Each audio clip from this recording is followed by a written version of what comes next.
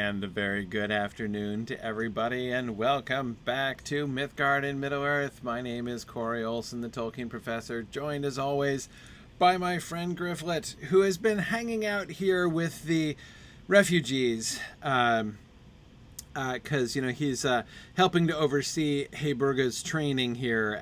I really love the fact that Heiburga is training with Dala, one of the few survivors of her father's men, and she is clearly getting ready to take over. I also am very impressed with Killen's sense. She still seems to be the leader of these refugees, and she has clearly done the most prudent thing that she could possibly do. I mean, letting Heiburga train is a pretty big step in the right direction, but this over here, check it out. They've armed the bowl lady, right? The woman with the biceps of steel, right? They did the very sensible thing and put a sword in her hand, right? So I think that these people are safe. Maybe they should have taken this step a little bit sooner. So that's good. I also realized that there was a celebrity in the camp, though I have no idea what's his deal. This guy, right?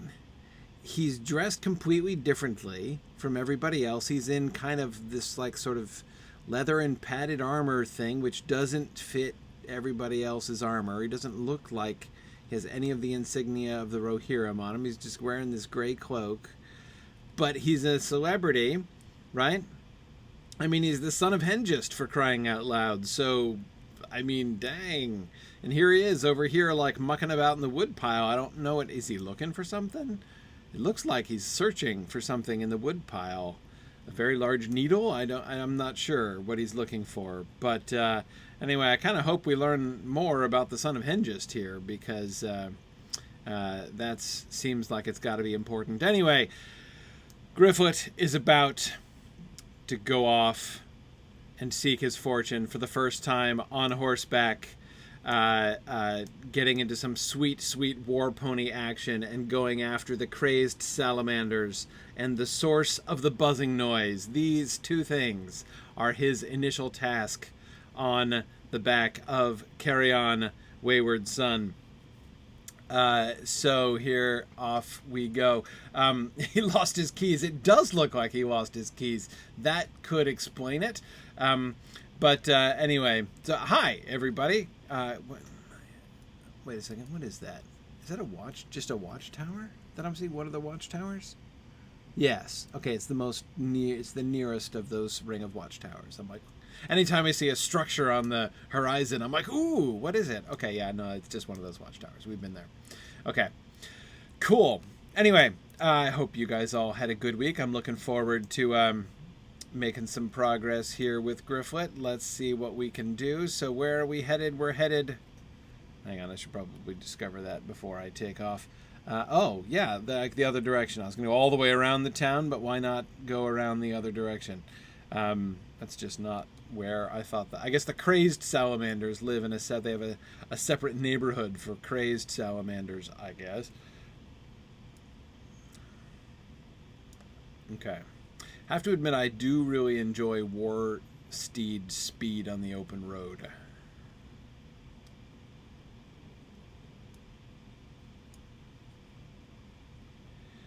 Okay.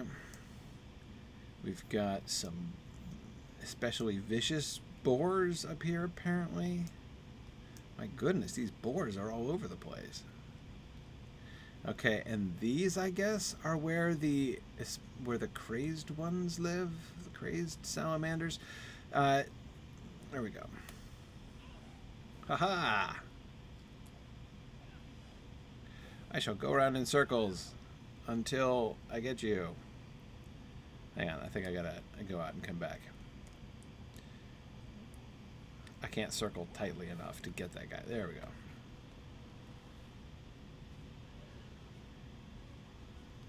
Did I get him? Okay. Come on, you can do it, Gryfflet. I missed him? For real? Ooh, there's a warband. Cinder. Maybe I should get him. I could probably solo him. How hard can he be? Well, since I can't kill this one salamander.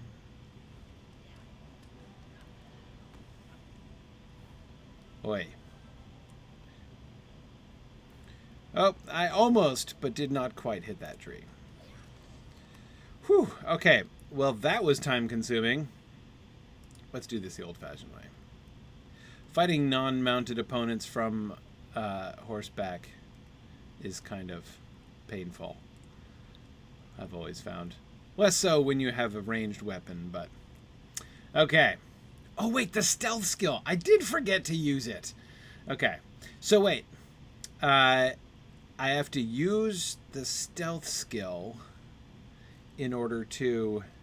All right, I gotta practice that. Let me see. Hang on. First, let me just take care of some of these here. I'm gonna take care of the spare here. Boom. All right. So, JJ, I think you had asked before when we were going after salamanders whether or not Tolkien ever used the word salamander. Like, do salamanders ever occur anywhere in Tolkien? I do not remember them. Wait. Yes. I think, perhaps. Okay. Well, let me just say this. No, I don't remember there ever being any salamanders. However,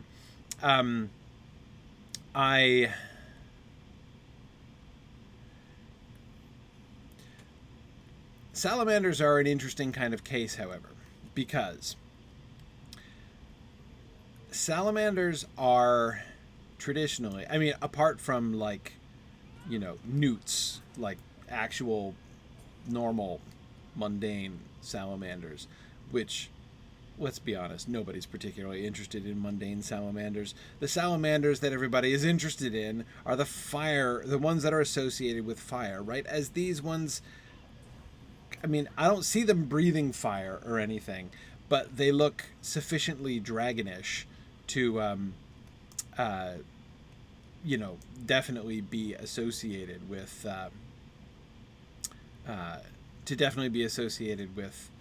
dragons. And, yeah, boy, when I can stealth up on these guys and almost but not quite one-shot them, that is so much more efficient. But, of course, I did neglect to use my stealth on horseback. I totally even forgot that was a thing. So, I'll definitely have to try that. Oh, man, he spotted me. That's not as much fun. Anyway, okay. But anyway, so like the association with fire, see, look, he just set me on fire in the water, right? So there is clearly association. You know, these are clearly, in some sense, dragonish, fiery salamanders. Now, what does that have to do with it? Is that, you know, okay, so Tolkien doesn't talk about salamanders. Does it matter whether they're associated with fire or not? Yes, because salamanders are exactly the kind of creature, like elemental spirits, which Tolkien was very interested in traditionally.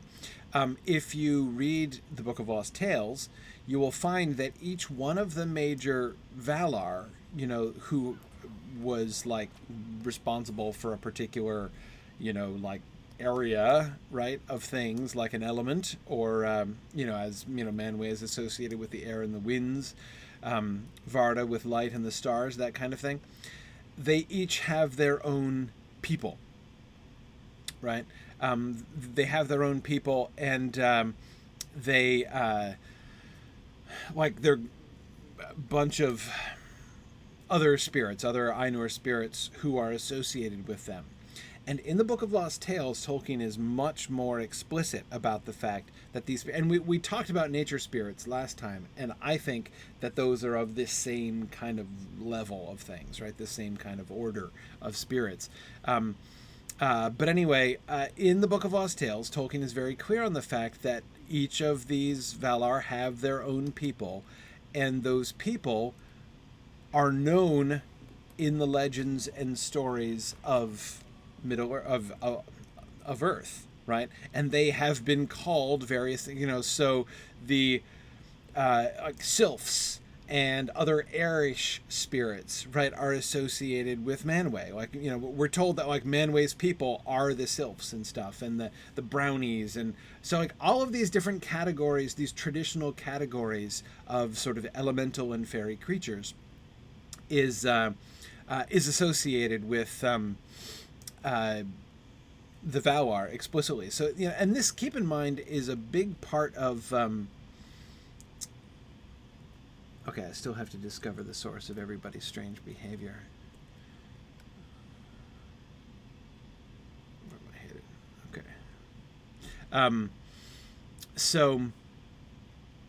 Okay. Anyway, so like as I said, in Tolkien's early myth making, which again is especially the Book of Lost Tales, is where you can see the real heart of like what he was working on there at the beginning.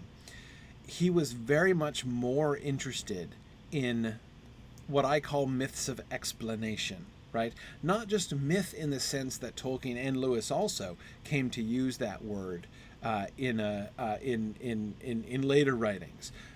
A myth being just a powerful, a story that has power. We talked about this just this past Wednesday in our discussion on the Notion Club papers, when he doesn't use the word myth, but well, he does use the word myth. He's talking myths and legends that he's talking about, but these kinds of stories that are so powerful that they serve as a kind of intermediary between, you know, the sort of higher spiritual world and the world around us, and that sometimes there's so much power in those stories that they can kind of explode into the primary world. Which is what we see happening in the Notion Club papers. But anyway, the point is, like, that's one way of thinking about myths, like as these really, really powerful and important stories. But a myth of explanation is a different kind of thing. A myth of explanation, as I call it, is the kind of one of the simplest and kind of most comical versions of myth of explanation are like Rudyard Kipling's Just So stories, right? How the elephant got his trunk, and all that kind of thing, right? But Tolkien went in for a lot of myth of explanation in the early days, right? How did Ireland get separated from the rest of the Isle of Britain, right? I mean, it clearly looks like a chunk that was just pulled off the side, right? How did that happen?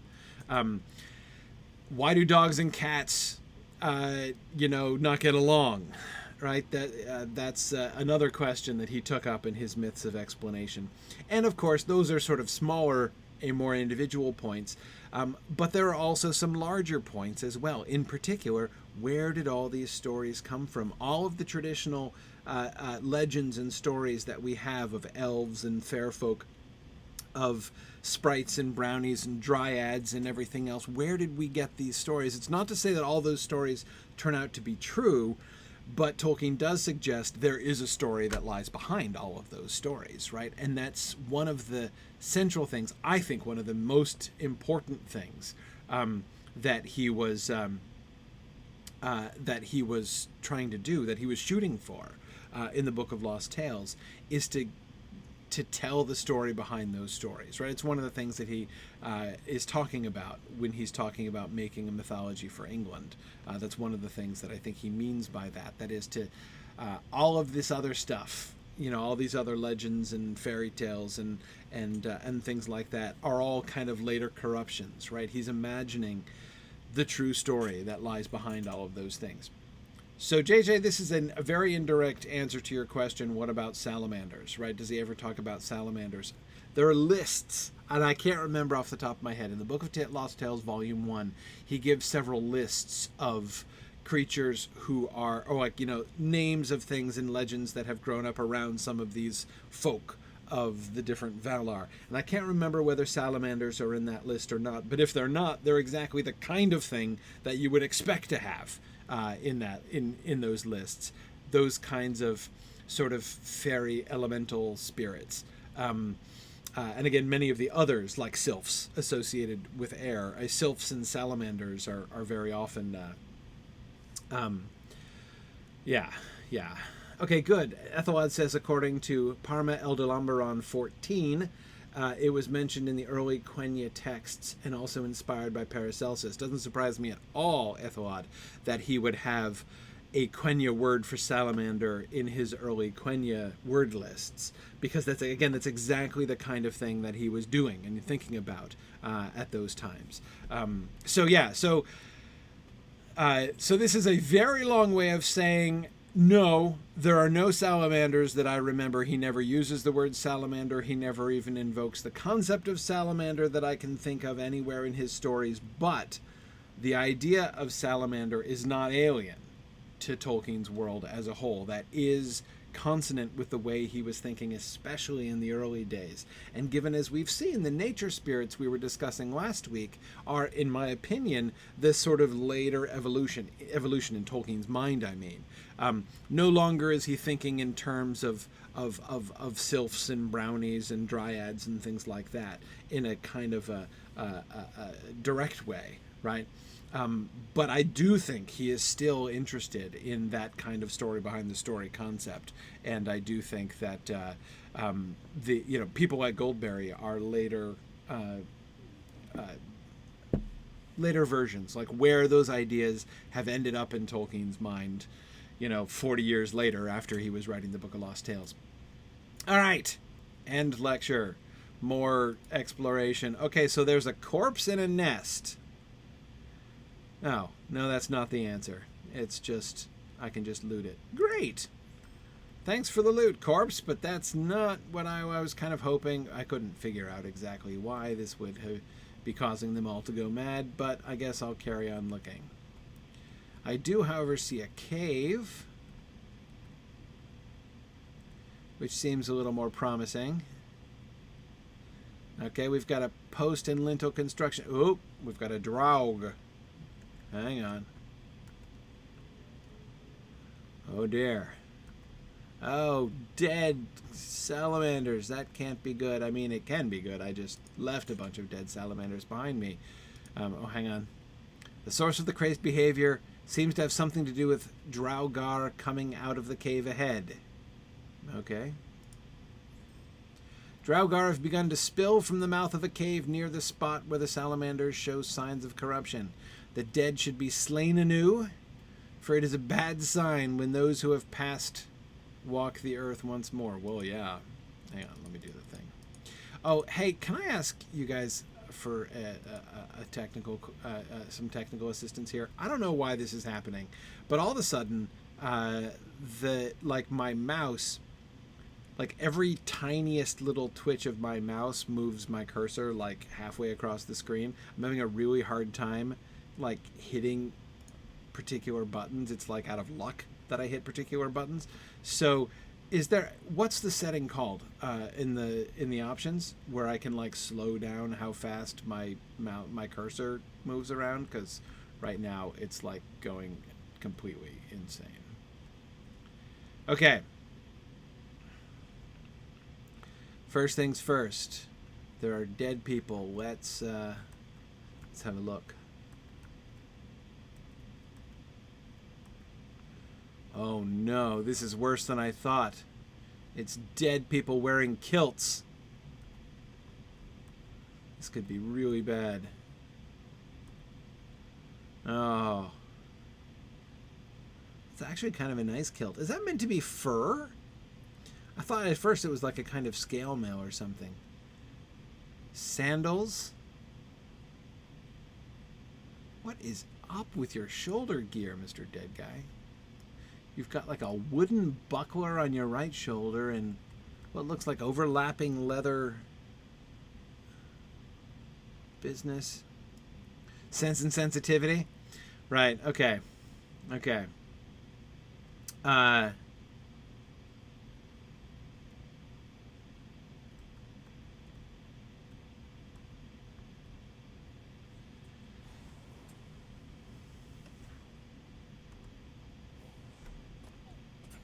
All right. I guess I'll kill you. You have a fair amount of flesh on your person. I mean, no offense. Including, what is that? Is that hair on your chin? Have you strapped feathers to your face? Doesn't it look like he's got feathers hanging off his chin? That doesn't look like hair. I wish you wouldn't lunge so badly. Whoa, that was unnecessary.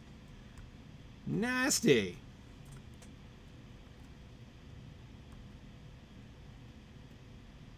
Oh, you think it's fungus? Like shelf fungus on his shoulder? Hang on. I got it. Let's say the Draugar of Dwolong Hole bear relics upon them that may be of interest. Okay. So I've got to collect relics. Oh, wait, I didn't find the source of the buzzing noise. Should I do that? Hang on. Let me do that here.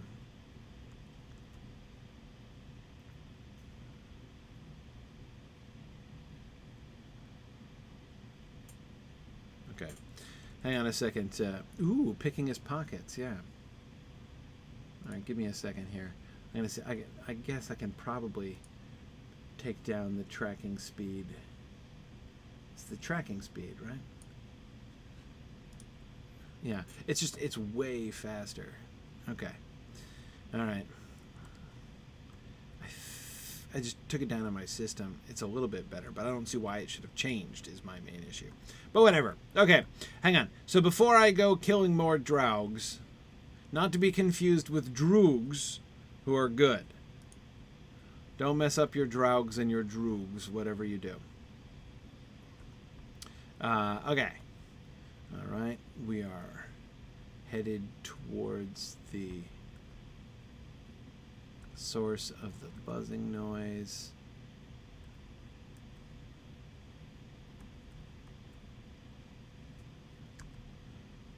A large sicklefly nest.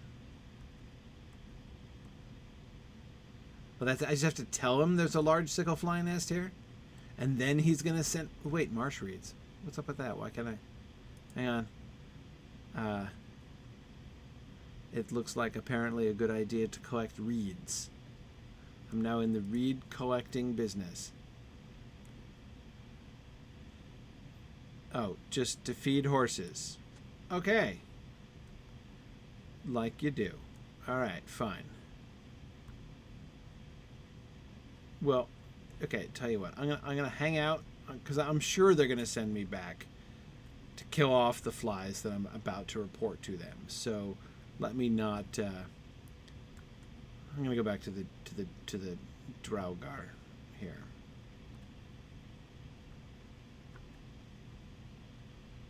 Because they are okay, so I can see why the salamanders would be afraid of them. I mean, less afraid than they should be of me, obviously, but still, there's a bunch of dead ones around here. But why are they driving them insane?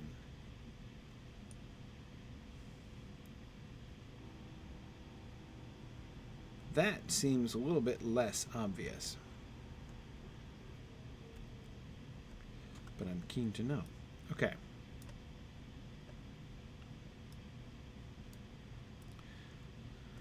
Let's just go in here. There aren't 8 of them standing out there anyway, so I might as well come inside. All right. The Dwolong Hole. Let's see. Okay, Jesse D is looking. Where are you looking this up? Is that Jesse? Is that from game text on the Draugar?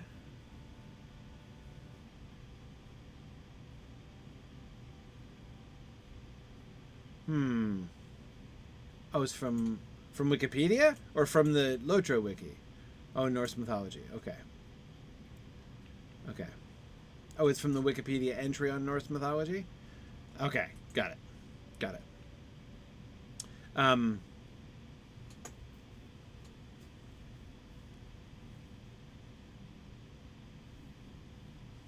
So, basically, slightly different flavored barrel whites. Not even a very different flavor, really.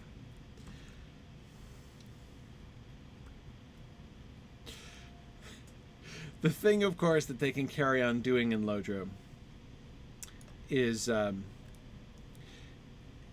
they can be free to imagine. Just looking at those wolves. I think they are. there can be free to imagine that what has happened once can happen again, right? So if the Barrow-wights are there in the Barrow Downs by the Shire, why think that, why should anyone believe that there's no... oh man, I can't pick his kilt. Probably just as well. Do I want to be groping around inside a zombie's kilt? Not sure I really want to do that. Hang on, let me get this feather chin thing out of the way. Oops. Great. He doesn't even have feathers on his chin. Waste of time. Alright, line up, guys. Why are you stabbing me with an axe? Seriously, you're doing it wrong. Stabbing me with... Oh, he was dead. He was just dying in spectacularly disgusting fashion. Yeah, you don't stab somebody with the top of a battle axe. Seriously, what's wrong with you?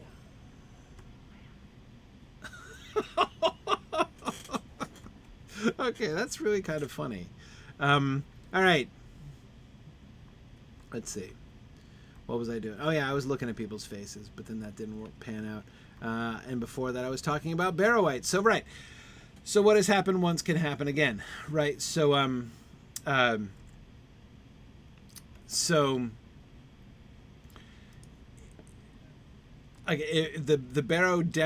Barrow-wights are in the Barrow Downs. Like how they got there, is that they wait. Where even am I? Sorry, I got turned around. Okay. This is where I came from. Yes. Okay. All right. I want to go down here first.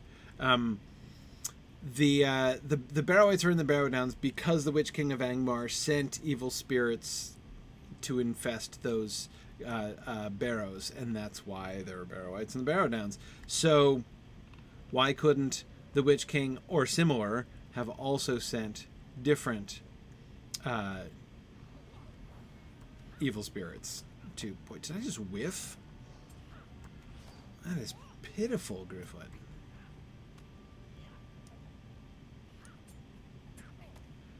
See, that looks like hair. The other guys didn't look like hair. Yeah, on his chest it does look like fungus. Ah, gross.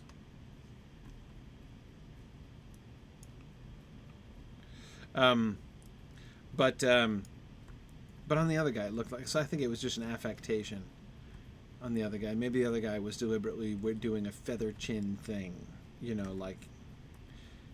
Maybe feathers on the chin is... It's like the zombie version of a man bun or something. I'm not sure.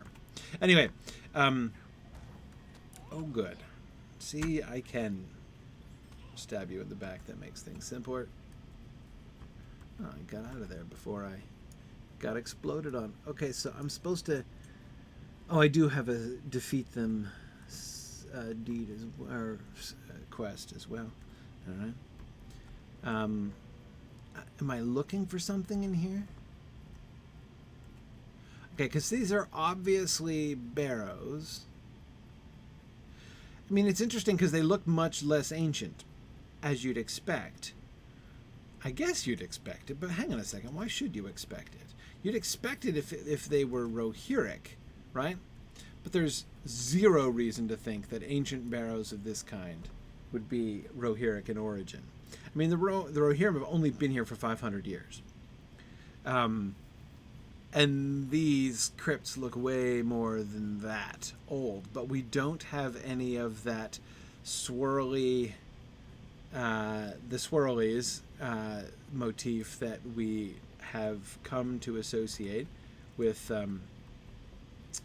the architecture of those ancient humans, those ancient non-Edain humans who, were here in Middle-earth, like the Brelanders, and, the ancient denizens of the Barrow Downs.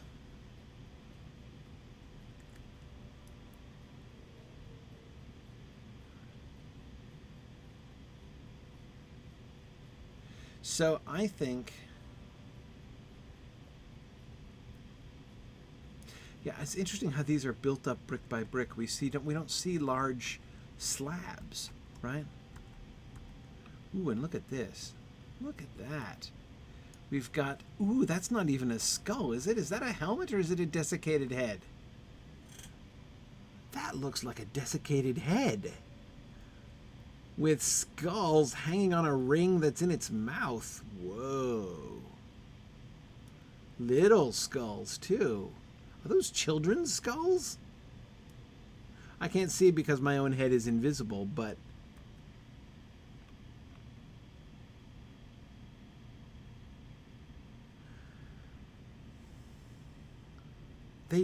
They could be. Yeah. Okay. So I'm going to go out on a limb and say that's not part of the Rohirric culture. That's right. They could be like goblin skulls, but they look a little too normal. Right? I mean, those look like normal human skulls. So yeah, no, that's very interesting. Interestingly, the urns, several of the urns did look to be Rohirric, especially the big red ones. What are we doing?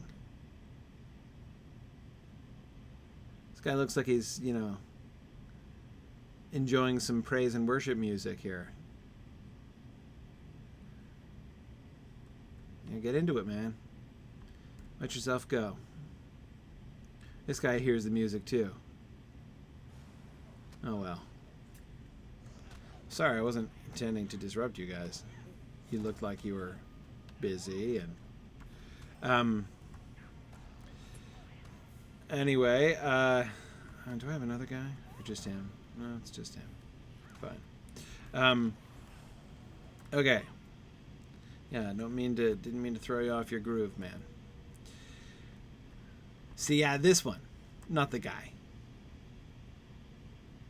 Well, this guy's kind of cute. I like his mouth thing he has going on. Oh, again, I was just looking at you. No, they do look like they have fungus on them, don't they? That's much clearer. I think you're right. Especially on their heads. You know, the fungus on the side of their head with the one eye gives them that, like, you know, we are the Borg kind of look.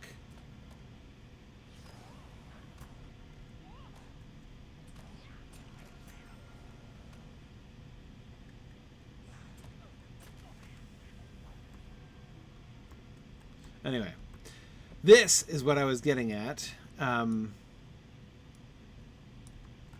See, these urns look much newer.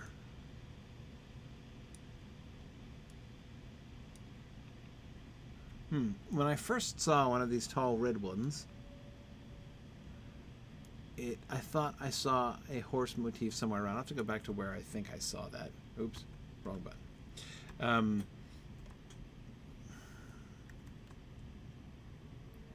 Oh, are you worried about Gryfflet's health? He's fine.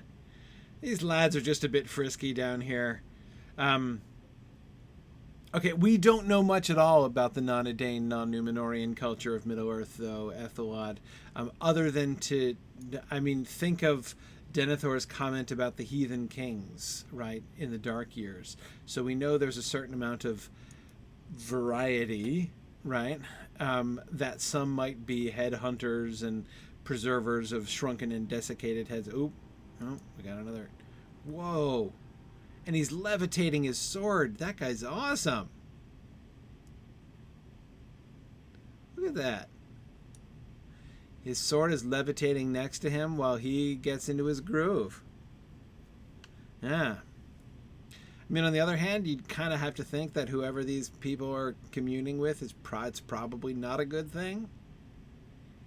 But I don't know. Anyway, sorry. I wanted to look at this tomb because this tomb... Oh, man, they reset. And now it's just attacking me? Seriously?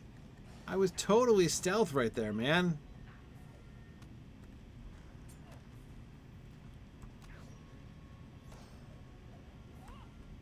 Okay. Anyway. So, right. It was this tomb that I was particularly interested in because this is obviously the feature of of this whole business, though I'm not convinced it's necessarily of the same. Oops. Too late. Just stealthed myself. He saw me. Man, these guys reset a little more quickly than I would ideally appreciate.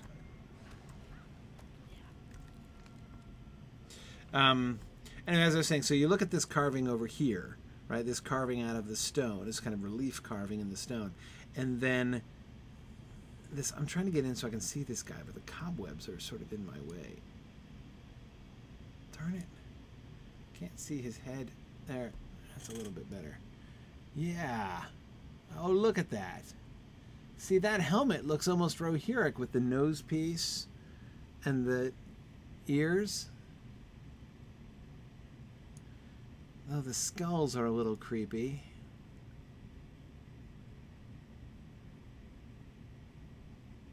Huh. And is that a sword he's carrying, or no? I think it's a spear. There's the shaft between his feet and the spearhead up like in front of his sternum there. He's got a natty cape, you know, that's sort of pulled down over his shoulders. And his legs are all wrapped up like an Egyptian.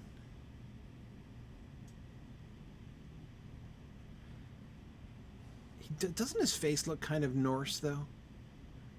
I mean, I'm just saying.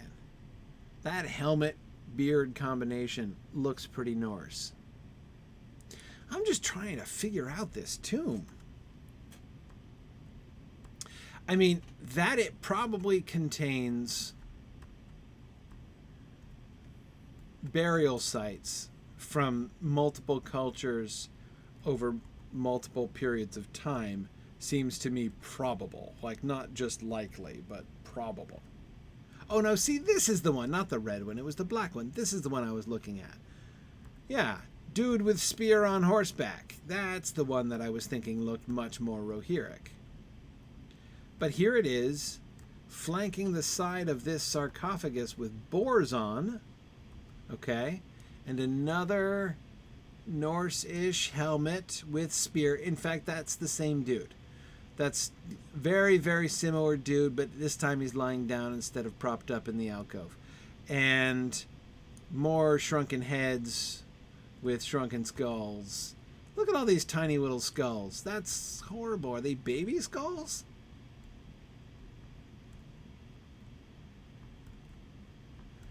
And then we got the guy on horseback, though he's...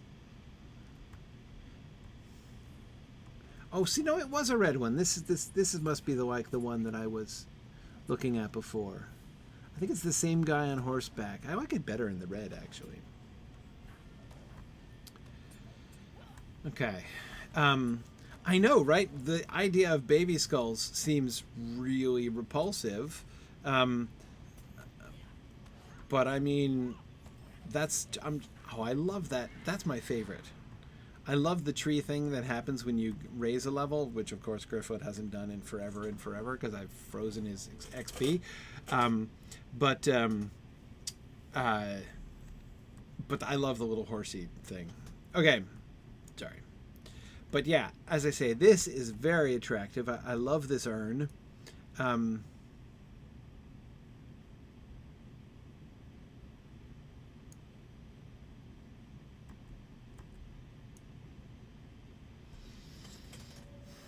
What I'm trying to decide is similarities and differences stylistically between the way that the horse is depicted here and the way that the horses are depicted in Rohirric architecture and iconography.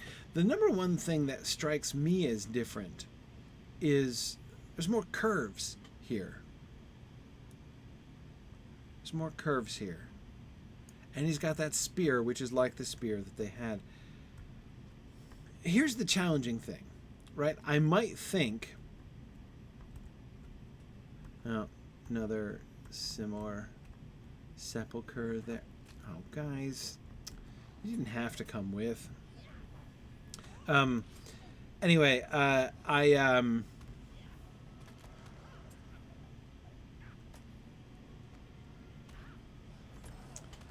Yeah.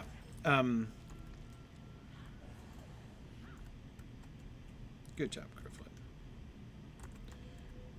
Whew. Stealth just in time there. Okay, now I started going down this way. Let me just finish this up here. I don't think it goes too far. Okay, so as I was saying, trying to figure out the history of this area is interesting and kind of challenging, mostly because the Rohirrim themselves are imports, right? That's what makes the whole thing kind of complicated. Because if it were just like a Breetown situation, right? Now, Breetown is already kind of complicated itself because we have, the sort of external Númenorian, Arnorian population there, and the indigenous population that had been there for a really long time. But we can see how the earlier stages and things, and imagine intermediate stages culturally. But with the Rohirrim, they've only been here for 500 years. So this place in this site... Yeah, okay. Hang on a second. Let me get out of here before these guys regen. So 3 of them, bunches of urns. So I think that these ones... Those urns look kind of new, but I'm going to say maybe not. Okay, so maybe those urns are contemporary with this construction, these arches, and also I would say the sarcophagi. Now that's the majority of what we see here, but there's a minority of survivals from an earlier era. I think these ones. Yes, see, these dudes are clearly older, right? So that would suggest, if I'm right, that there are 3 different archaeological level, like historical levels here, right? The oldest are those who are carving those relief statues into the pillars. The second is the guys who do those arches with people statues in them, and the sarcophagi with the boars. And then the third are the Rohirrim themselves, who don't bury themselves here. But this is new. We're getting Gryffindors here, right?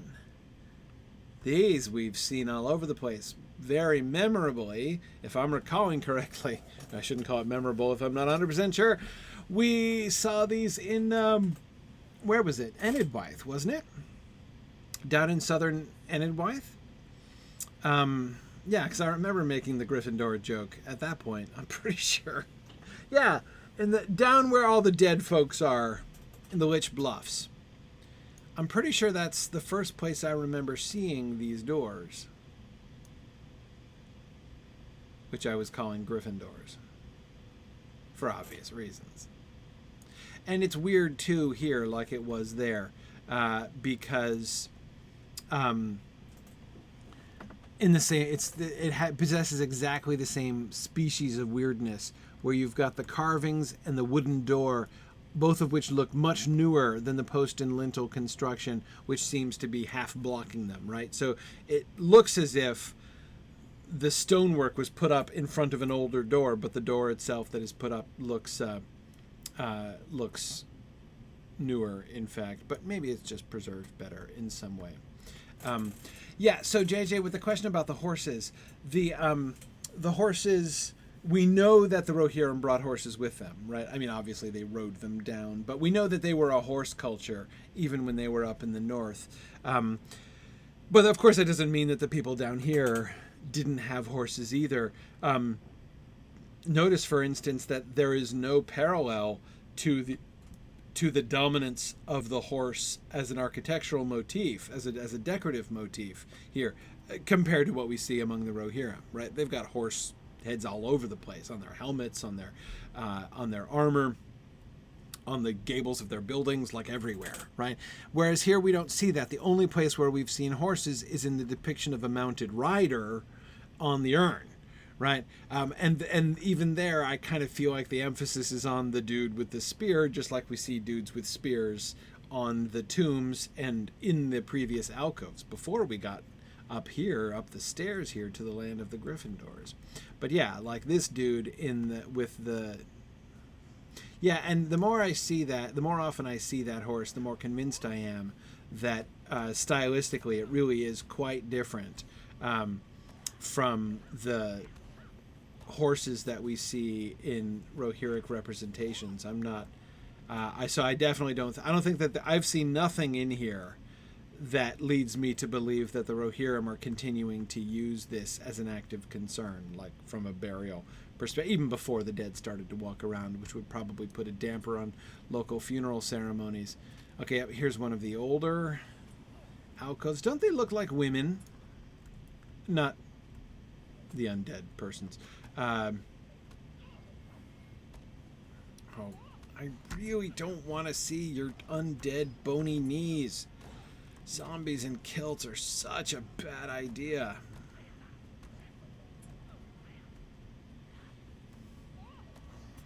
It is the last word in undead fashion. Yeah, these ones. These look like wise women statues, don't they?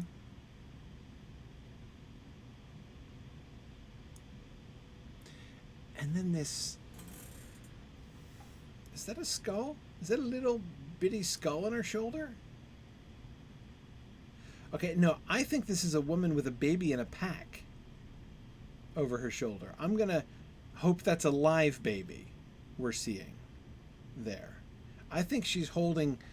Yeah, it could be a staff, but the way that it goes over her shoulder, I think it's like a strap hanging down, and she's holding like a... I mean, it could be a... Right, Mariel, it could be a staff like the witch woman in Enid Wife. Yes. Could it be that these are remnants of ancient Dunlendings? Yes, I definitely think so. And the connection to the Lich Bluff architecture does suggest that, right? Or at least that they come from the same root. Yeah, because of course that was just north of the Bone Vales in northern Dunland. So yeah, no, I definitely think that these are Dunlending. I don't recall seeing... Oh, oops, did I just take a potion accidentally? I think I did. What about Woses? No. Because the primary thing we expect to see with Woses are Pookelmen, even if we don't see gigantic, enormous, ridiculous Pookelmen. Still, the Woses... I don't think Woses have burial grounds. Okay, see, now I'm looking... It's the face. Like, it's... Okay, so it's possible that this is one of those... But that doesn't even look... Well, it looks a little bit skullish.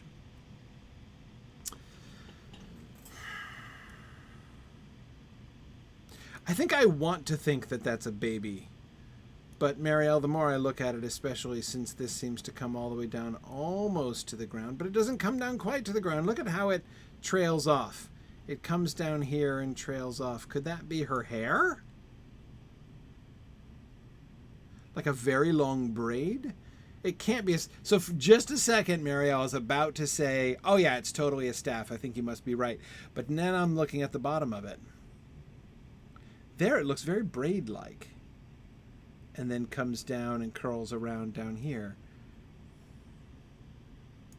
But what that is then, that's either a skull on the top of a staff that she's carrying, or it's some kind of a representation of a child on her back, which was my other theory, or I don't even know or what. But that's the face that I'm seeing there. But they definitely do look like priestesses or mother, kind of mother goddess figures. Not fertility. I don't see anything particularly fertility oriented here. I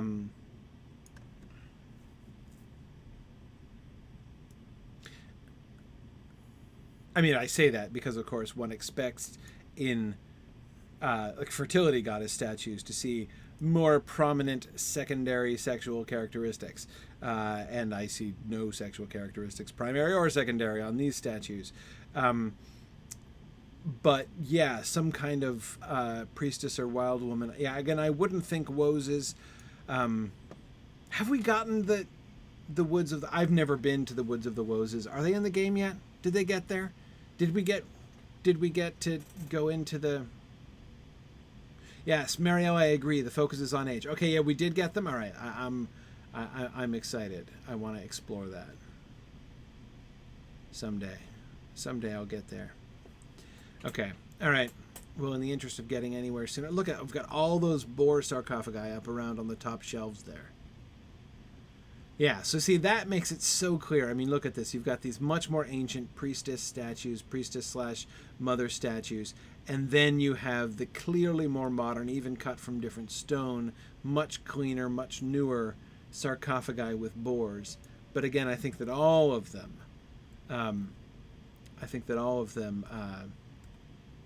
predate the Rohirrim. So these are all Dunlending sort of artifacts. And why am I not stealthed? Oh, hi everybody. Look at you all. I'm so glad you could all join me. This is going to be great fun talking with you all.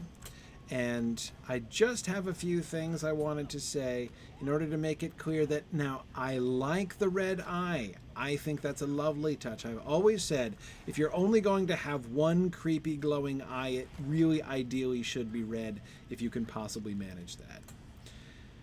So I commend you there. Okay, sorry. Now, Gryfflet, try to stay stealth, would you? Okay. Okay. Ooh, Wiggend is close. Nice. Maybe, of course, because you know what time it is, right? It's the end of August. We're getting towards our fundraising campaign, which means one of the traditional annual marathons, Wiggend marathons that I do. I'm really gonna. My goal in this year's marathon is going to be to try to get Wiggend up to the Battle of Pelennor Field. I know I still got a bunch of things to do in Minas Tirith and going to find the Rohirrim, and there's still other things, but yeah. Okay. Anyway, so could there be a religion of death here? Oh, the priestesses, Beldurnik, you were thinking. It's possible, especially if that's a skull. If that's a skull, like, especially if it's like a skull woven into her hair or something like that, then I'm like with you on that.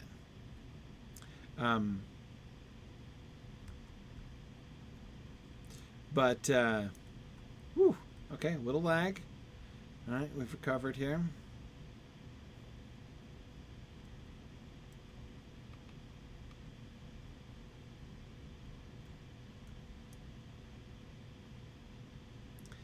Okay.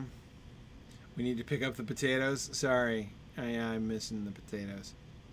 Oh, just passed up Cinder again. Okay, so I'm going to... Oh yeah, I'm going down to the dude at the stable, so I'll just go around this way. Alright.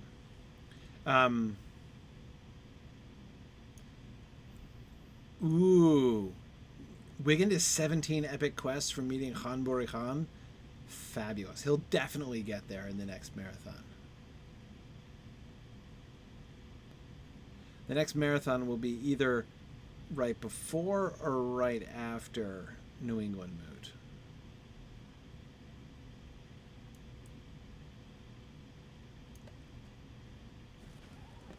Okay.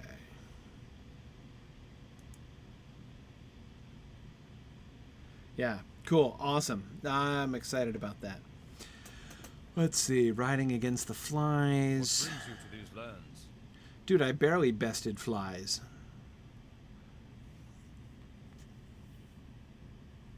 Those flies are a handful for a man on foot, really? They seem kind of easy. Not gonna lie, guy. Okay, spreading the corruption. Our mission is dire. Yeah, Bad news, zombies in kilts. Hate to break that last part to you in particular. That cave has been quiet for as long as you can remember. You used to play in there? Seriously? No creature save the living ever stirred in that tomb. You guys used to go hang... Okay. All right. You be you, man. I hope your valiant effort against the Draugs put a stop to the spread of their corruption. I didn't notice any appreciable stop. They regen like crazy. Okay. You're going to include it in your next report. So your response to there's an infestation of zombies in kilts half a mile outside your town is I will include it in my next report. Okay. Fine. Will you aid the horse lords? I do not recognize the symbols on the relics I collected. Dunlending, of course. No, we'd already assessed that, but perhaps the tomb was from before the time of the Rohirrim. Well, duh, Kaolstan. If you used to play in there, you should have observed the different architectural strata. I will see that these get put together put in better hands than yours. Okay. Hey, no problem. Oh, my little horse is running around my head. Love it. Okay. The Rohirrim have need of your services. Okay. I must be welcomed by Harding. Oh, finally. Thane of Harwick, Aldor of the Eastham is a very important man. Okay.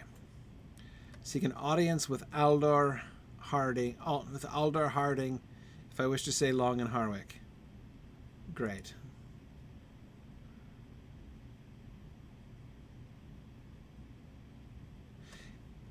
Did he get, like, as if I'd finished the flies quest? He's not going to have me go back and kill off the flies? You shock me, sir. Fine, I'll go collect the stupid reeds then. Can I make the gate? Yes! Whew. Oh, that was tight. Narrowly made it through the gate there. Okay. All right. Heading back to the marsh reeds because Gryfflet wants to help the horses. It's the least I can do for... Oh, got ruffians following after me on foot. That's adorable. Okay. Halt. I said halt. Come on, carry on. Oh, I forgot to level you up too, twice. So let's see. Oh, look at this. All kinds of points available. I want more agility. I want a corner better. Absolutely.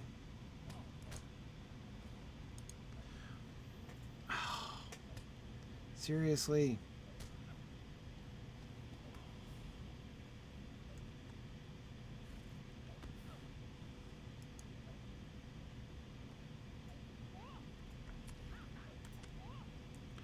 Caught up with me at last.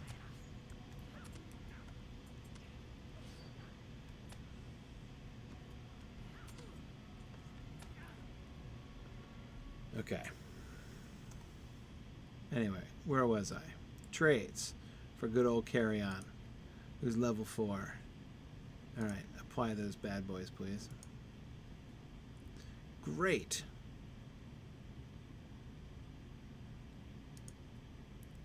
Great. Oh, see, I figured them. I didn't see they had tiny little quest rings. Oh, wow. Glowing eyes and glowing tails. These marsh flies are a serious menace. Are these the ones that are supposed to be harder to kill for some reason on foot? Why would they be? I mean, presumably they're easier to kill if you actually sneak up on them like you're meant to do, but... Okay. Alright, here I expected to be sent back. I should have just done it while I was here. Well, well. Oh, does everything have to disperse into a green cloud these days? All the coolest mobs are disappearing in a flash of green. Why can't I enter stealth mode? What's stopping me? Okay. Nothing, apparently. Fine. Aha! Okay, can't quite one-shot them. I think that means it's time to... Oops.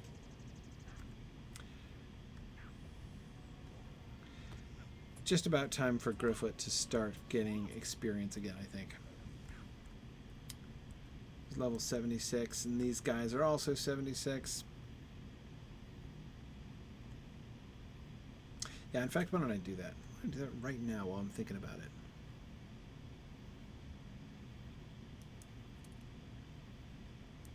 it. Okay. There we go. All right, Gryfflet, you're back in the game. Okay, what was I talking about? If I was talking about something before we started... oh, speaking of one-shotting the flies. How are they meant to be hard to do off of horseback again? Oh, but don't let me forget to stealth myself on horseback next time. Because that has to happen.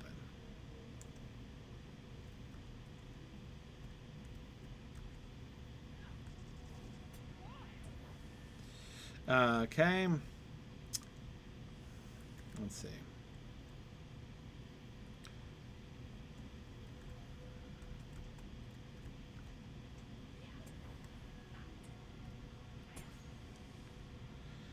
Let's see. I have no idea what I was talking about. All right. In that case, I shall move on to a new lore question. Let's see. Okay, so Lord Zach Bora had asked a while back, how were Tolkien's books translated? Was it just the translator's decision on the new names, or do you think they spoke with Tolkien and such? Okay, so on the short list of jobs I would not want would be the job of translating Tolkien's books, especially into languages that he knows and loves. Oh man, what a thankless job that is. Because, yeah, so did they consult with him? Not as much as he wanted to be consulted with. So it's like a worst case scenario, right? Where like they didn't get him translating them himself. Instead, they just got him complaining about them again and again after the fact. And Lord Zach Bora, you are exactly correct to focus on the issue of names. That's really the biggest issue, right? How do you render the names? And Tolkien, what Tolkien ended up doing was writing like a guide, basically, on this point. Because, of course, you can do one of two things, right? There are two different approaches that you can take with the... Oh, there we go. Sorry, missed him. There are two different approaches that you can take with the names. Because, of course, the names are designed to be common words, right? So you take, a name like Underhill, for instance, right? And how do you... Why can't I enter stealth mode? I don't understand.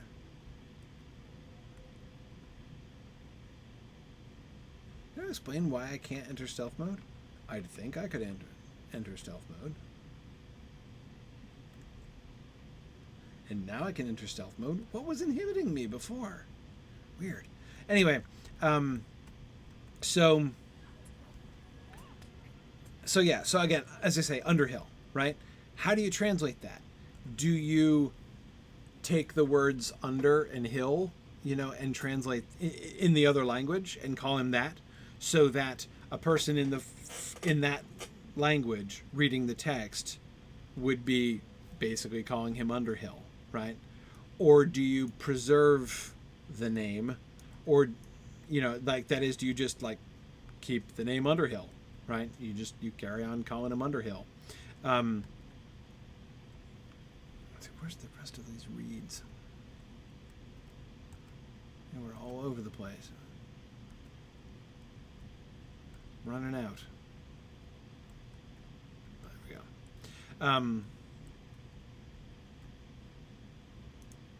Okay. Yeah, so do you do you translate it in parallel? Do you not translate it at all?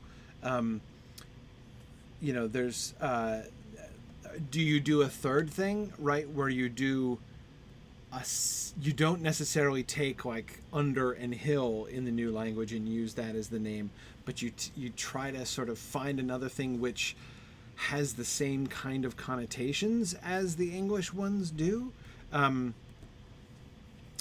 like for instance, to give another example, Meriadoc, right? Do you just call him Meriadoc? Well, of course, one of the things about Mary's name is that Meriadoc lends itself to the nickname Mary, which has connotations, right? Which has a meaning.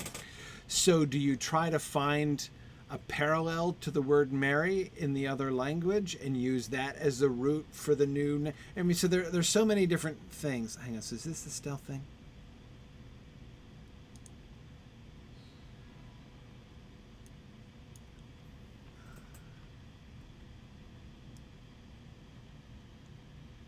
I put a mask on and they can't see my horse? That's awesome! I love it!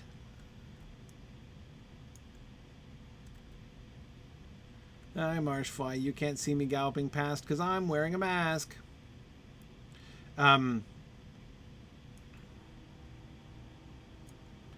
Yeah, so... Okay. Do I have advantage? Can I jump over this wall from up on the hill? I can't, right? I feel like I should be able to. Oh well, I tried. Yes, exactly, Ethelod. The foreignizing or localizing. Do you try to make the names of those in the book just as like homey and familiar to the people in the new language as they are, in English? Or do you try to preserve their sense, because it should be familiar to English, right? So anyway, it's really challenging, and there's no like necessary right or wrong answer, but Tolkien had some fairly strong opinions on this and some strong objections to translators. So so he didn't... translators made their own decisions on these things, and Tolkien often objected to them. That I consider like inevitable. No matter what they would have done, Tolkien would have objected to them on one level or another. I think that's pretty clear. But he was kind of hard to please on these things. But Our mission okay. is dire. Hey, no problem. I'm all about helping the horses because you guys were like the horse people and you were helpful. To these lands.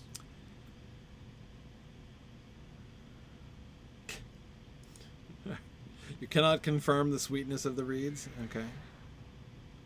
Woohoo! Good old Wayward. Continuing to level up. Ooh, look at that. Okay, maximum agility. That's better. Great. Okay, what should I go for next? Endurance? Defense? No, wait. Hang on. Stop. That's not what I want. I want my other horse. Okay. All right. But anyway, yeah, there's lots. Wait, Ethelod is... oh, this is a guy who just wants me to train my horse again. Ethelod is referring to a talk that Yona gave at Nadermoot about translation and the sort of the translation project that Yona has been sort of spearheading, looking at different translations of Tolkien into different languages. So anyway, yeah, that's pretty cool.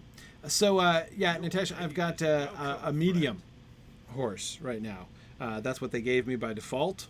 So I'm like, okay, fine. Seems fair.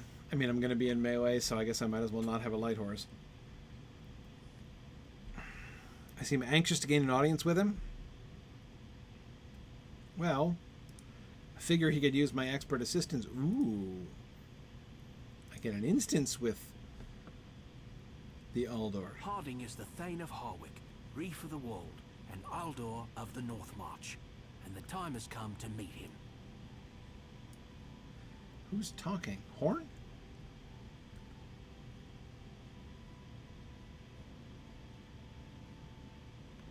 You would take them in.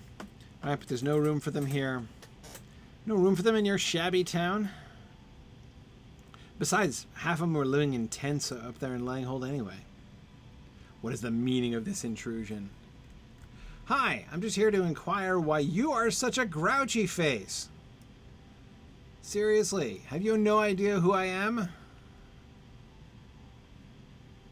I love, though, your symbol of like a hauberk when it's on the front of a hauberk, right? That is so meta. I love it. I love it. So in general, I think your symbol is kind of funny. What dire news have I? Are you a servant of Wormtongue? Well, okay. Or an agent of the Easterlings? Seriously, man. You don't trust me. Okay. Get out of your city. You have not wronged me yet, so I will not imprison you. I'm a trespasser? Well, admittedly, I am a burglar, so I guess... Wow. Okay. Our mission is dire. All right. Oh, Ethelon Alderman is very much a... I mean, I still have them in New England. Alderman. And that's an Anglo-Saxon title. Yeah. Yeah. Whoa. Feldberg? Where's... Is that a place or a person? Who's the Feldberg? Where's the Feldberg? Whoa. They turfed me out of town.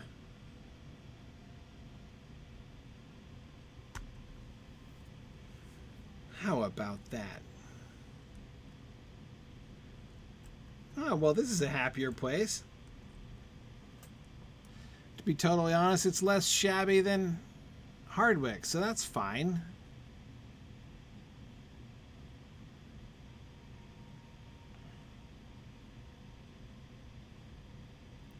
Okay, great. I like it here.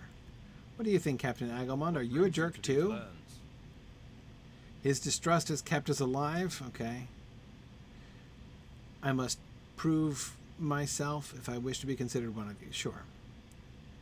I could look into some reports. I thought you didn't trust me. Why would you want me to see your reports? Depends upon our strength. Harding is suspicious of outsiders. I'm not the first to meet his ire, right? And I won't be the last.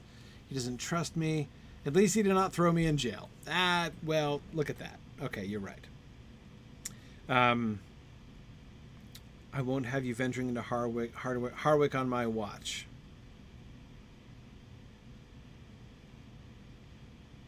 Wait a second. You are now tasked with aiding me, and I won't have you venturing into Harwick. Don't disappoint me. And then the quest text says I have to enter Harwick?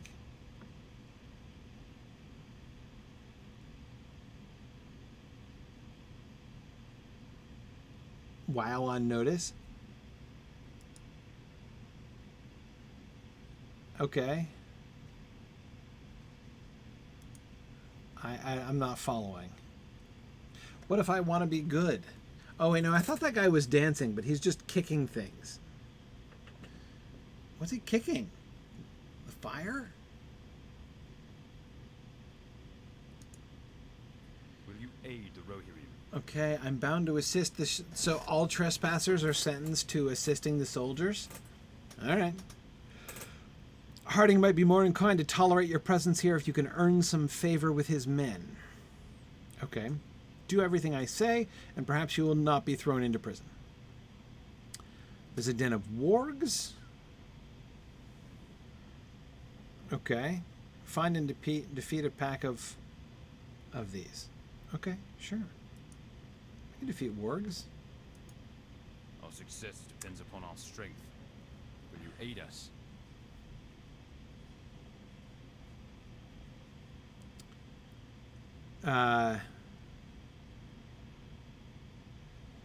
Kill the flies. You won't let me speak with the refugees of Langhold? Oh, man. Okay, so you want me to kill more flies? You want me to kill some wargs? What's up with you, man? Greetings!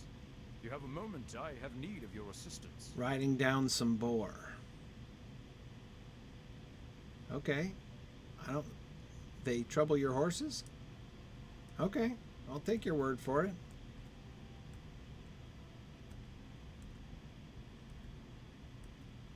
Any other quests around here? Okay.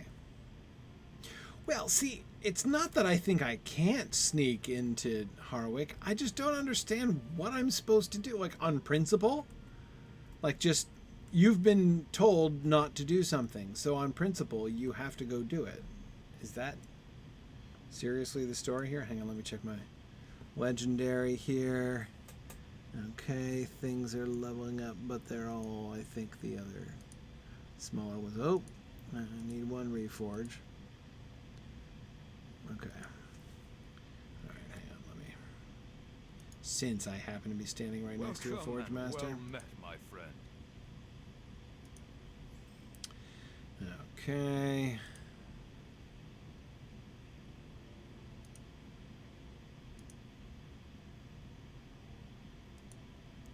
Okay. Fine. So yeah, I mean, like,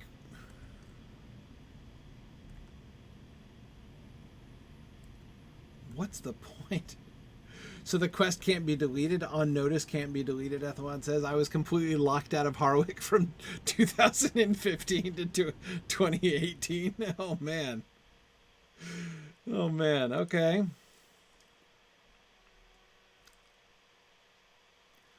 Defeat boars. Defeat flies. Defeat the warg pack. Well, let's start with that. Okay.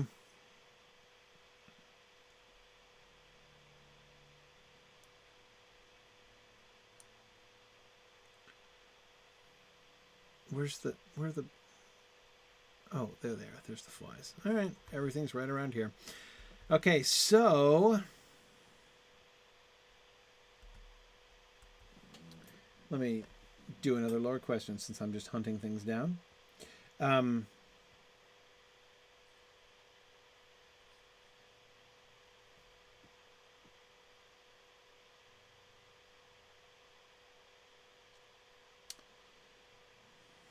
Okay, let's see.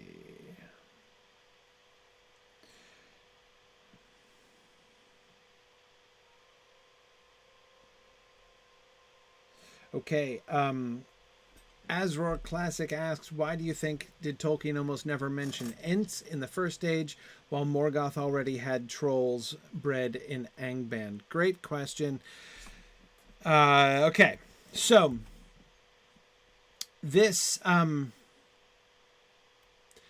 this question has, as most questions do, have two different kinds of answers, right? Whenever you're asking about, you know, why did Tolkien do something, or what... I see I forgot to stealth myself while I'm on horseback again. These the boars I meant to kill? Yes, they are.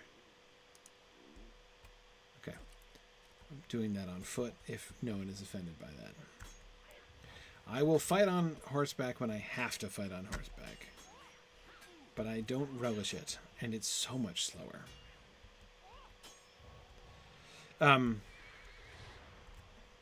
Anyway, okay. So like I said, any question that starts with why did Tolkien do, why do I think he didn't do something, or why did he do something? It always has to be answered in there are two separate ways in which it can be answered. One is sort of from inside the world, the Middle-earth world, and the other is from outside it, that is from Tolkien's own point of view, right? So let me first answer the Ent question from the inside point of view. If Tolkien didn't mention Ents as participating much in the First Age stuff, the obvious answer would be because they didn't participate much in the First Age stuff, right? They just weren't there. They weren't around. And that wouldn't be too hard to understand. We have one direct piece of evidence about what the Ents were doing during the First Age, right? Treebeard tells us. What was he doing during the First Age? Answer, sightseeing. That's what he was doing. He was wandering around the world and discovering its beauties and enjoying breathing the air, spending weeks just breathing, right? That's the kind of thing that Treebeard was up to during the First Age. That first song that he sings in the Willow Meads of Tasaranon, he describes all the different places that he visited while he was wandering around in the First Age. So Ents are in the world, as you say, Azror Classic, when trolls were. Like, trolls are, according to Treebeard, imitations of Ents. However, that doesn't mean that they're being deployed in the same way. Morgoth is a great deal more utilitarian than the good guys are, right? The Ents are free people. They're not weapons. They're not designed to be weapons. The trolls were designed to be weapons. So Morgoth has imitated the Ents in order to make better weapons out of those imitations. So of course we see trolls because they are being pragmatically deployed by Morgoth for the purpose for which he created them in the first place.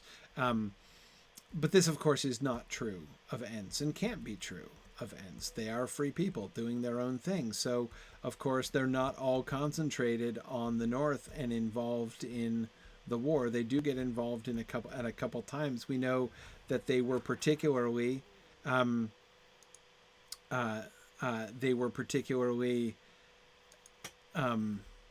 close with the Green Elves of Osirian.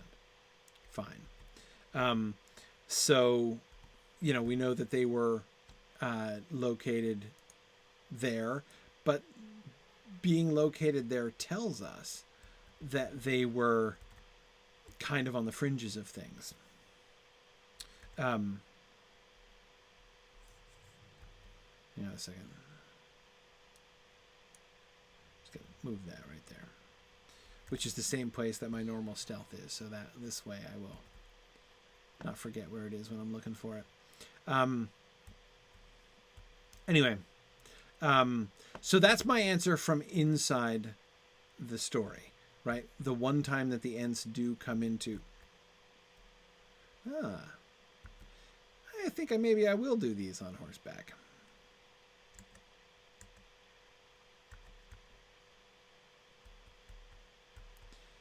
Because there's several of these, and they might mob me.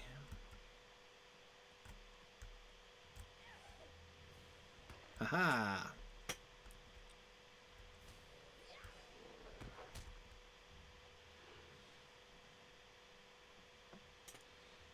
Okay, even with my maxed agility, I can't quite circle fast enough to just constantly circle them and still get my melee in.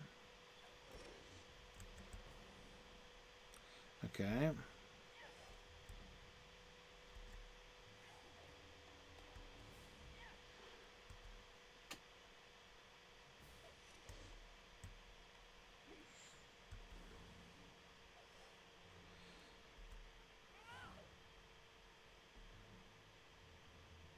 Actually, I am able to do it here. Boom. Strong work. Carry on. Okay. Did I get them all? Prowling in the fields. Yeah. Just got to get the stinging bug here. Hang on a second. Let me level up. Carry on again. So what should I do next? Strength.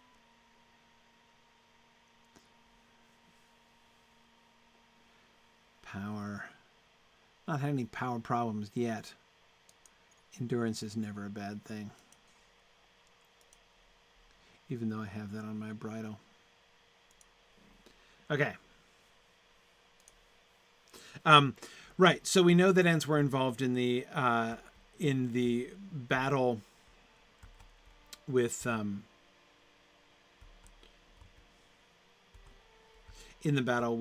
dwarves and the green elves.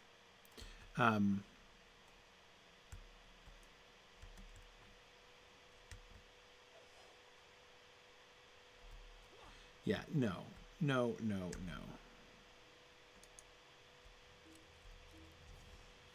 I'm dismounting to fight marsh flies. I'm not wasting my time with that. Okay, now, but there is also an outside explanation as well. And the outside explanation is much simpler. Within the world, trolls may derive from Ents. That is, trolls may be explained as being made by the great enemy and mockery of Ents, but in the actual world of Tolkien's imagination and writing process, trolls come much, much, much earlier than Ents. Trolls come much earlier because they are traditional creatures of legend and fairy tale. So, I mean, Tolkien doesn't invent them at all.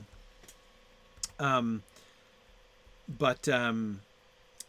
Ents are a new thing, and quite late in his conception. He did not invent the Ent as we know them until he got to Fangorn. It was only when the company got there in the course of the writing of the Fellowship of the Ring that he not only thought of the character of Treebeard as we know him, but he was I not able to destroy the nest because I'm being pestered? Anyway, not only did he only then invent the character of Treebeard as we know him, but really he had not been thinking of them at all, of Ents at all, in that way. So, Ents are a much, much later conception by Tolkien. And so that's why, so very simply, the vast majority of the material that of which the Silmarillion is composed predates that time. The answer to the question, why do Ents not play a larger role in the story of Beleriand in the Silmarillion, has exactly the same answer to the question, why doesn't Galadriel play a larger role in the events of the Silmarillion? And the answer is, in both cases, because they weren't invented yet when he was writing the Silmarillion. Now, he continued, of course, to work on Silmarillion material for many years afterwards, but the published Silmarillion consists of as much as possible on Christopher's part by completed materials. Christopher's goal when he set out to do the Silmarillion was to write as little as possible himself. So he was using primarily the materials that his father had written himself, which means there are some cases in which Tolkien had later ideas and thinking about changing things in particular ways, but he hadn't written it, so it didn't get included in the published Silmarillion because it was only an idea and not a published and not a completed written text. And therefore, a lot of the text of the published Silmarillion is earlier stuff, because that's when he was writing and completing all of those texts. Okay. Everything back to Captain Agelmont now.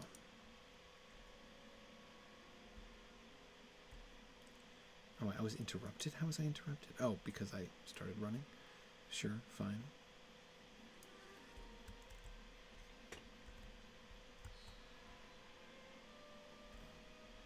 Okay. Exactly. So with Ents, as with Galadriel, the involvement in his mythology had to be totally retconned. That is why the intervention of the Ents the intervention of the Ents in with the green elves and stuff sounds like kind of an afterthought, right? You ever notice that? How it's like the involvement of the Ents is only like in one paragraph in the published Silmarillion, and nothing more is said about them, because it was an interpolation. And I would not be shocked to discover,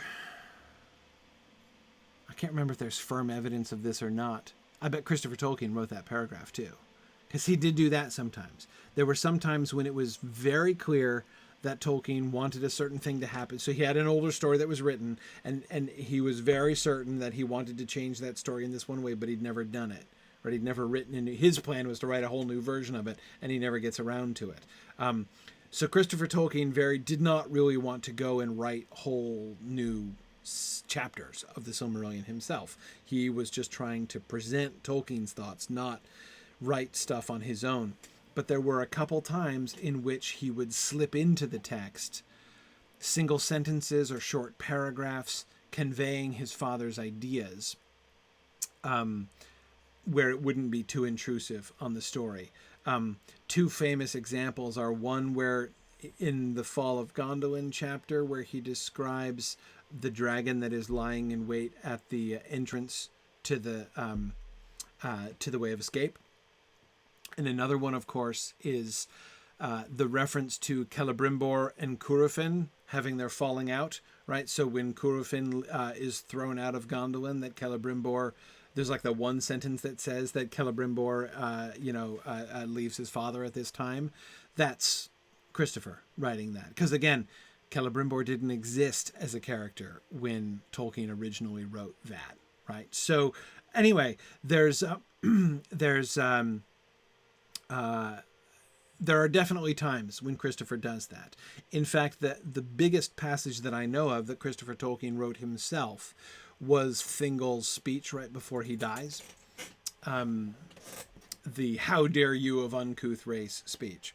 That's Christopher too. And that's because the whole Fall of Doriath section was an utter mess. In manuscript mess in Tolkien's writings. Okay. Yep. Hey, see, look, killing wargs, no problem. Oh, wait. Scout the northern den, scout the southern den. Okay. Sure.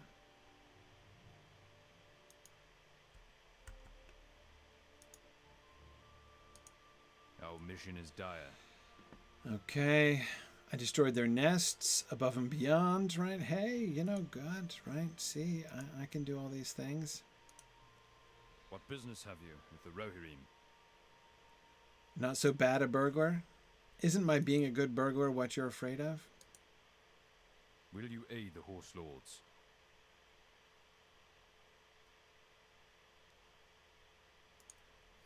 Hey, glad I impressed you with my wing collection. The guards report they are seeing more hunting packs, like the one I killed, coming from Fang Point than we've ever seen before. A pack that size is likely to have a few den mothers. Oh, defeat a warg den mother. Okay. So we've got a defeated den mother, and guess I've got 2 warg-related quests now. Fine. All right. Well, okay.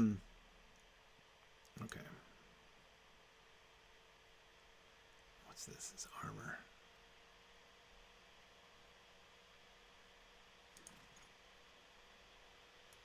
Okay. All right. Carry on is up to, what is he up to? Level 7. Good old Carry On. Okay. All right. Very good. Well, I think Gryfflet should stop here. We are past our time and starting to run into Druid's Fire's time, which she's always so generous about, but I don't want to take up more of her time, and my kids are waiting for me. Not to pick up from school. They don't have school today, so they're waiting for me to take them somewhere else. Anyway, thanks for joining me today.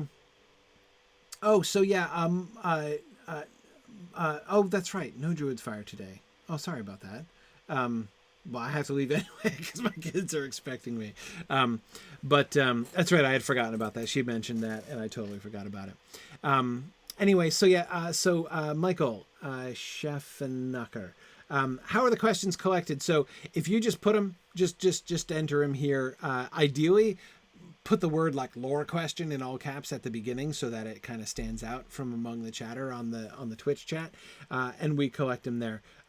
Phil, who is my lore monkey on average days here, collects them, and he keeps them. I got a separate list over here. That's what I'm looking over here and doing that. That's what I'm looking at, is a collection of my lore questions, because I can't always do them the first time, but I have a bit of a backlog, some questions I can draw on here. But anyway, always a fun discussion, and thanks for your patience here today as we continue to. I'm going to try to win over Harding, though, you know, I have to admit he's not high on my list, but whatever. Gryfflet will be back next week. I believe everything should be normal here still for the next few weeks, so looking forward to continuing Gryfflet's adventures up towards level 77 and beyond as he begins leveling again. Thanks, everybody, and I will see you again next week. Bye now. Thanks for joining in on my rambles around Standing Stone's brilliant digital adaptation of Tolkien's world. If you enjoy these adventures, please consider supporting this and other entertaining educational programming by donating at signumuniversity.org/fund.